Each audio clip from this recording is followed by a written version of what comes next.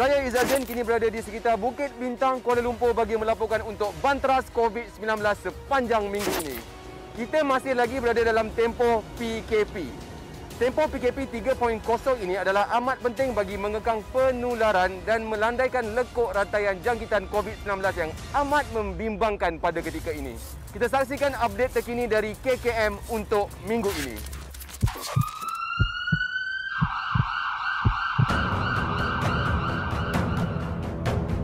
Pada 16 Jun 2021, Malaysia merekodkan kes baru COVID-19 sebanyak 5,150 kes. Ini menjadikan jumlah kes positif COVID-19 di Malaysia adalah sebanyak 673,026. Bagi kes yang telah sembuh, 16 Jun, Malaysia mencatat 7,240 kes. Jumlah kumulatif kes sembuh Malaysia adalah sebanyak 600,935. Bagi kes kematian pula, Malaysia mencatatkan 73 kes kematian. Ini menjadikan jumlah keseluruhan Malaysia adalah 4,122 kes. Di Malaysia, negeri Selangor merupakan negeri yang mencatat kes kumulatif COVID-19 yang tertinggi, iaitu sebanyak 220,391 kes. Negeri Selangor juga mencatat bilangan kes kematian yang tertinggi, iaitu 1,193 kes. Kalau mengikut mingguan, pada Minggu Epid 21 tahun 2021 merupakan minggu yang melaporkan kes yang tertinggi, iaitu sebanyak 53,419 kes COVID-19. PKP seluruh negara dilaksanakan pada 1 Jun, iaitu Minggu Epid ke-22. Didapati terdapat penurunan trend kes COVID-19 dan juga kes kematian COVID-19. Ini menunjukkan tindakan drastik yang diambil oleh kerajaan dalam melandaikan keluk pandemik COVID-19 di Malaysia berkesan. Jadi jika kita teliti, kluster yang menyumbang kes kematian yang tertinggi di Malaysia merupakan kluster Perhimpunan Seri Petaling dengan 34 kes kematian. Kluster ini merupakan kluster kedua terbesar yang dilaporkan di Malaysia. Seramai 3,375 kes positif telah dikesan. Kluster ini telah diisytiharkan tamat pada 8 Julai 2020. Kelekaan sebahagian masyarakat terhadap bahaya jangkitan COVID-19 sehingga mula ambil mudah terhadap pentingnya pematuhan SOP hanya akan menjejaskan usaha memerangi musuh tidak kelihatan ini. Apa tidak cukupkah dengan peningkatan kes jangkitan harian sebagai bukti? Atau anda memang sedia mengorbankan nyawa orang yang disayangi? Jun diumumkan sebagai bulan tindakan di Amerika Syarikat yang mensasarkan 70% daripada rakyatnya yang berumur 18 tahun dan ke atas menerima sekurang-kurangnya satu dos vaksin menjelang kerajaan kemerdekaannya pada 4 Julai 2021. Pelan yang dirangka pentadbiran Presiden Joe Biden itu setakat ini merekodkan lebih separuh rakyat dewasanya telah divaksinasi. Seramai 174.2 juta orang sudah menerima dos pertama mereka, manakala lebih 144.9 juta lagi telah divaksin sepenuhnya. Sejak awal Jun, sejumlah 1.2 juta pemberian vaksinasi dicatat sehari. Amerika Syarikat dengan jumlah penduduk 332 juta orang itu sehingga kini melaporkan lebih 33 juta kes positif dan hampir 600,000 kematian akibat COVID-19. Kes harian jangkitan kini bagaimanapun mencatatkan penurunan dengan kadar jangkitan sebanyak 17,289 kes dan kematian 589 kes. United Kingdom yang turut mempergiatkan kempen vaksinasi mengumumkan sifar kematian pada awal Jun buat pertama kali sejak Mac 2020. Setakat ini lebih 41 juta penduduk iaitu 78% daripada rakyat dewasanya telah menerima dos pertama suntikan manakala hampir 30 juta lagi melengkapi 2 dos.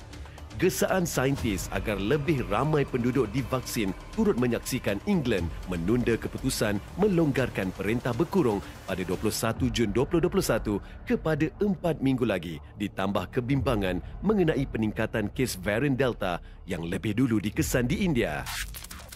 Antara SOP yang diperketatkan dalam tempoh PKP 3.0 adalah sektor peruncitan, pengedaran, pemborongan dan restoran di mana hanya dibenarkan beroperasi sehingga jam 8 malam sahaja. Terima kasih kepada anda kerana telah mematuhi SOP yang telah ditetapkan. Saya dan wartawan Banteras COVID-19 telah melakukan tinjauan di sekitar Kuala Lumpur sehingga jam 8 malam. Kita saksikan paparan yang telah kami sediakan. Kuala Lumpur, kota metropolitan yang menjadi nadi kepada negara ini. Kota tumpuan ekonomi yang diwarnakan pelbagai gelagat manusia dan kesibukan di jalan rayanya.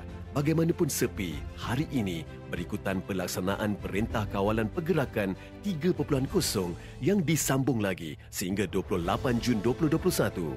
Hos Izzat Zain dan kru Banteras COVID-19 menelusuri lokasi tumpuan pelancong dan laluan sibuk Kuala Lumpur dari 4 petang hingga melepasi jam 10 malam iaitu had tempoh operasi bagi sektor perkhidmatan dan perniagaan.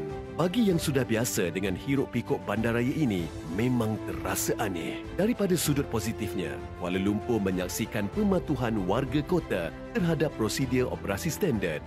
Ini yang terbaik kerana hanya menerusi keseriusan masyarakat terhadap usaha memerangi wabak COVID-19 dapat memastikan Malaysia menang dalam perang ini. Banteras sampai tumpas, kita pasti menang.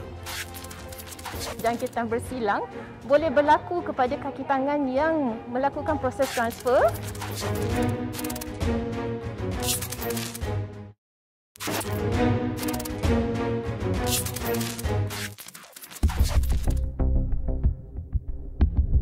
Isopod gunanya bertujuan mengendalikan pemindahan pesakit kritikal dan berisiko tinggi menjangkiti orang ramai seperti wabak Ebola, kini digunakan untuk memindahkan pesakit COVID-19 daripada satu hospital ke hospital lain.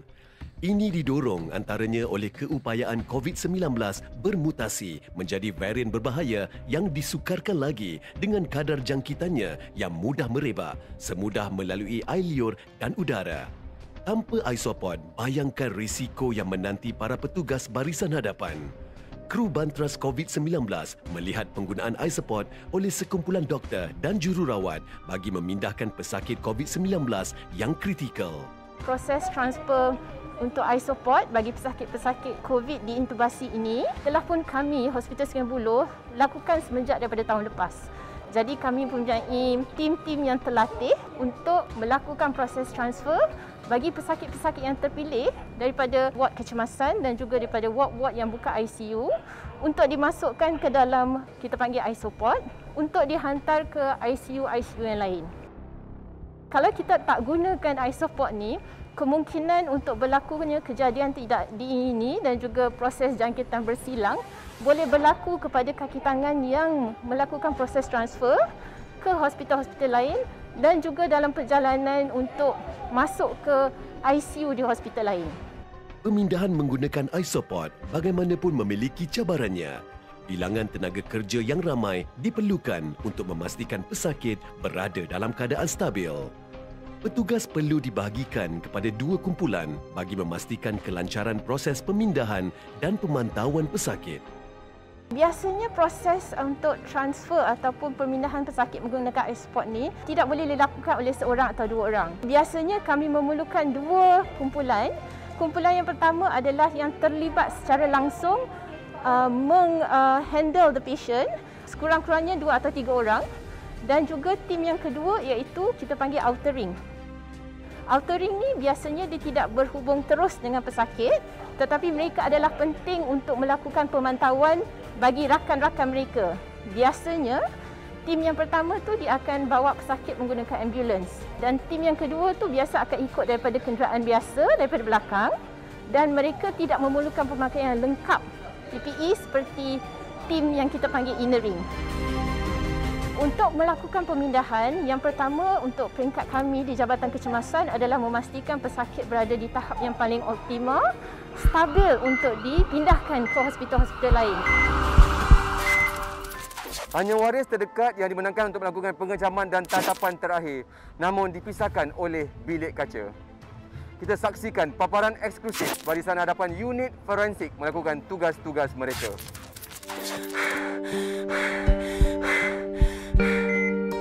Cuma panggilan video, tangisan pilu mencengkam ahli keluarga yang melihat orang tersayang pergi. bahana COVID-19 malah menyebabkan keluarga tidak mungkin dibenarkan menguruskan sendiri jenazah. Apatah lagi dengan 4,142 kes kematian akibat COVID-19 yang direkodkan setakat ini yang menunjukkan trend yang membimbangkan. Kru Bantras COVID-19 ke Hospital Sungai Buloh menyoroti cabaran bahagian forensik dalam pengurusan jenazah mangsa COVID-19. Apabila kita mendapat panggilan daripada ward, perkara pertama yang perlu berlaku ialah body tersebut mesti dimasukkan ke dalam 2 body bag. Yang pertama tu is actually lapisan body sheet. Yang itu di mana-mana mayat yang meninggal memang kita akan wrapkan dengan apa yang kita panggil sebagai white hospital sheet. Tapi kes-kes COVID mesti ada 2 lapisan tambahan, iaitu body bag. Dan setiap lapisan itu kita mesti semburkan dengan bahan disinfektan. Ini adalah merupakan body bag yang ada pemegang. Jadi ini di bahagian dalam, ini adalah di bahagian luar. Ya, sebab satu body ada 70 ke 80 kg ataupun kadang-kadang 90 kg. Kalau kita pakai dua-dua body bag yang macam ni, bila kita bawa dia akan koyak. Jadi fungsi ni untuk mengurangkan koyakan, jadi kuranglah kadar desinfektan. Setelah ahli keluarga ataupun si mati itu diuruskan, maka dia akan terus dihantar ke Jabatan Forensik, dan sekiranya waris ingin melihat, mereka hanya boleh melihat daripada luar, daripada cermin, daripada bilik tersebut. Maknanya kita akan buka, tetapi staf yang buka muka untuk supaya waris lihat tu, staf kita semua memakai pakaian perlindungan penuh. Ini memang merupakan satu perkara yang amat menyedihkan, kerana budaya kita memang nak sentuh si mati, kita memang nak tatap si mati buat kali terakhir. Sekiranya mereka memeluk, maksudnya terdapat kontak di situ, ada risiko di mana virus daripada badan si mati akan berpindah kepada kita, satu. Dan juga ketika kita mencium dan kita menghidup udara, kerana manusia perlu bernafas sepanjang masa. Sebab itu kita kata COVID-19 ni dia aerosolize. Bila di atas body bag atau di atas permukaan dia tidak aktif, tapi apabila disedut masuk, bila sampai ke kita punya sel-sel pernafasan, dia akan aktif. Hati bertambah luka. SOP yang perlu dipatuhi membuatkan ahli keluarga hanya mampu menatap jenazah buat kali terakhir daripada jauh di sebalik kaca. Dan entah berapa kali situasi pilu ini dilalui para petugas dan doktor forensik yang hanya mampu menitipkan doa dan berusaha melaksanakan tanggungjawab dengan profesional. Bukan mudah, apatah lagi tugasan mereka bersilih ganti dengan kes kemalangan dan polis antaranya. Bila melibatkan forensik, sebab kita punya kes bukan sahaja daripada hospital, tetapi juga dari apa yang dibawa oleh pihak polis. Dan kita ada kes di mana kes yang melibatkan kematian dilanggar kereta api tapi positif untuk COVID. Untuk setiap kes kita akan swab di sini. Doktor akan berpakaian penuh, dia akan swab di sini. Dan kemudian kita punya pegawai sains akan gunakan untuk buat test ni di dalam kabinet ni. Sebabnya tidak ada pengendaraan keluar. Jadi bila result tu dah dibaca, kita akan tahu sama ada dia positif atau negatif. Jadi kat situ kita akan mengalami kekangan. Sebab kita kena buat benda siasat, dalam masa yang sama kita kena uruskan kes COVID juga.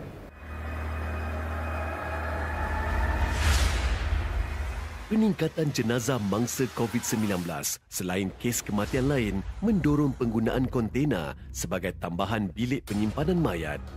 Jumlah penyimpanan mayat yang terhad jelas memerlukan sistem penyusunan yang terancang. Jika dilihat susun atur kontena tu, maknanya satu body satu rak. Buat masa ni keadaan begitu. Tapi sekiranya terlalu ramai yang meninggal dunia akibat COVID, maka kita tak boleh gunakan rak tersebut. Maknanya kita akan susun body tu bertingkat. Jadi di sini yang kita tidak mahu berlaku. Sebab sekiranya ia berlaku, maksudnya kita walaupun seseorang tu telah meninggal dunia, ia mesti dihormati sebagai manusia. Jadi ini yang kita tidak mahu berlaku, di mana akan ada pertindanan body. Lebih-lebihkanlah rasa tanggungjawab itu. Jangan ingat yang bila kita tak kena, kita tak akan kena.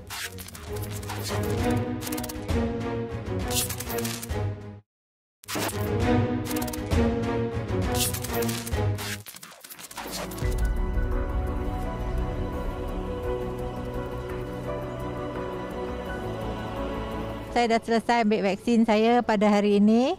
Alhamdulillah, tak sakit. Proses pengambilan vaksin ini pun sangat lancar. Dan saya seru warga emas seperti saya ini, datanglah beramai-ramai supaya kita ambil vaksin untuk sejahtera keluarga dan rakyat Malaysia semua. I very scared neither one when they poke. So but just now when they inject me, I don't feel anything, no. Just like the end bite ini. So I'm 65, I'm the senior citizen, so everybody should come now. First thing, you prevent the hospital system to break down. If you don't get vaccine, then you kena, and then you see the government cannot let you die. So, but the limited facility. So I hope all the senior citizens should help out to prevent the breakdown of our health facility. Everybody should come for vaccination. It's very good, and I'm indeed happy, and I'm glad that I've been vaccinated, thanks to the minister himself, and also for the staffs who've actually been involved here day and night. I think they have done a fantabulous job. Sudahkah anda mendaftar untuk divaksin? Malaysia akan hanya menang setelah 80% rakyatnya divaksinasi. Jangan gentar, penawar ada di tangan kita. Ayo, vaksin diri, lindungi semua. Petugas dan penerima vaksin di Pusat Pemberian Vaksin atau PPV Stadium Perpaduan Petrajaya di Kuching, Sarawak teruja menerima kunjungan Menteri Penyelaras Program Imunisasi COVID-19 Khairi Jamaluddin pada 28 Mei 2021. Ia adalah antara 13 PPV yang dibuka di Sarawak dan mula beroperasi sejak 23 April 2021. Manakala Borneo Convention Centre Kuching yang turut dijadikan tempat pemberian vaksin menyaksikan AstraZeneca mula diberikan kepada sukarelawan pada 7 Jun 2021. Penambahan pusat itu adalah antara usaha Kerajaan Negeri Sarawak bagi memastikan 2.2 juta rakyatnya diimunisasi menjelang akhir Ogos ini. Ia sekaligus memberi peluang kepada masyarakat mengikuti program sukarelawan MyVac membantu petugas barisan hadapan memvaksin orang ramai. Cabaran yang kita selalu hadapi adalah sikap dan juga prihatin manusia dalam keadaan-keadaan menunggu panjang. So, kita terpaksa memainkan peranan untuk memaklumkan kepada mereka bahawa kita mohon bersabar. Apabila anda telah dapat slot untuk pemberian vaksin, pastinya mereka akan dapat pemberian vaksin tersebut. Okay, apa yang nyuruh kami mau jadi sukarelawan tu, kami dapat nolong orang dan beri informasi apa yang kami dapat daripada bertugas di SIA. Jadi saya menjuru semua penduduk di kawasan Apia Batu Kawah lah, minta jangan takutlah, oleh kerana jadi untuk pakai niaga kita pun. Ada takut kita kalau nanti ada vaksin kita kena ada susah dikit. Selepasnya ambil vaksin dos pertama ya, alhamdulillah mak kami madahnya. Saya ada apa-apa, alhamdulillah sehatlah katanya.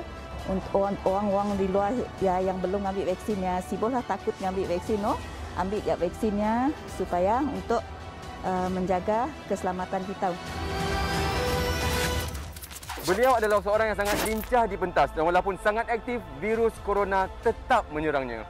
Bagaimanakah penerimaan beliau apabila disahkan positif? Kita ikuti kisah Apple Drama Band dalam Figura 19.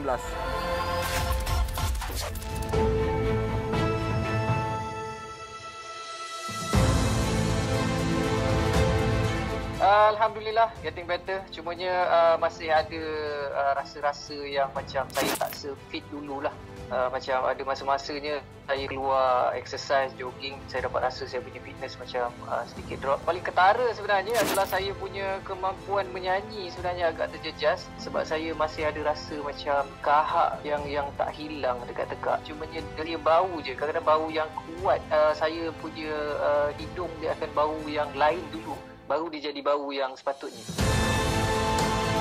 Sebelum ni saya nak menyanyi not-not yang dekat pertengahan tu yang memerlukan kita panggil belt, yang mana kita teran daripada perut dan keluar tone yang kuat.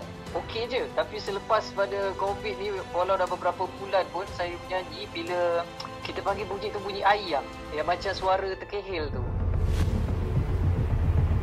Bila tengok kes semakin tinggi adalah semakin risau sebab bila masa saya kena tu saya lebih beri perhatian, saya lebih membaca tentang COVID-19 ni dan macam mana cara dia tersebar dan ada varian-varian baru lagi.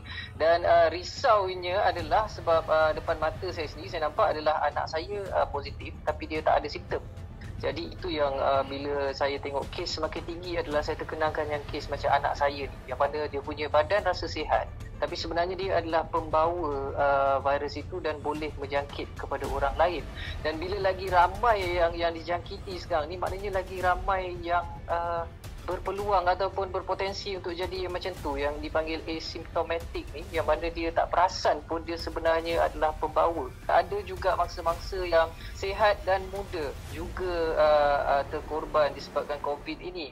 Jadi bagi saya mereka yang rasa macam benda ni tak ada apa, benda ni biasa je, sangat tak bertanggungjawab sebenarnya kerana info semuanya ada di luar sana, kita dapat baca hari-hari sebenarnya. Perkara yang paling penting adalah vaksin.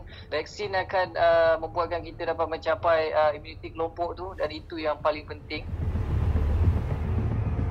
Saya nak pesan kepada semua, COVID is very real dan kesannya saya dapat rasa sampai hari ini lebih-lebihkanlah rasa tanggungjawab itu. Jangan ingat yang bila kita tak kena, kita tak akan kena. Ingat nasihat Apple Drama Band terutama yang mempunyai keluarga. Jaga SOP dan jaga diri bukan sahaja untuk kesejahteraan keluarga kita tetapi untuk kesejahteraan seluruh rakyat Malaysia. 4 fasa pelan pemulihan negara yang bersandarkan 3 indikator ambang utama dibentangkan Perdana Menteri Tan Sri Muhyiddin Yassin sebagai strategi peralihan keluar Malaysia daripada kemelut pandemik COVID-19. Nilai indikator itu bersandarkan pada purata kes harian COVID-19, kadar penggunaan katil di wad unit rawatan rapi dan kadar populasi yang menerima 2 dos suntikan vaksin. Dimulai fasa pertama Perintah Kawalan Pergerakan secara menyeluruh yang sedang diadakan, pelan itu diyakini dapat mengembalikan negara pada penghidupan harian biasa menjelang akhir tahun ini. Ingat, Bantras sampai tumpas, kita mesti menang. Saya Izzadin mewakili produksi Bantras COVID-19 mengucapkan Assalamualaikum dan jumpa lagi minggu hadapan.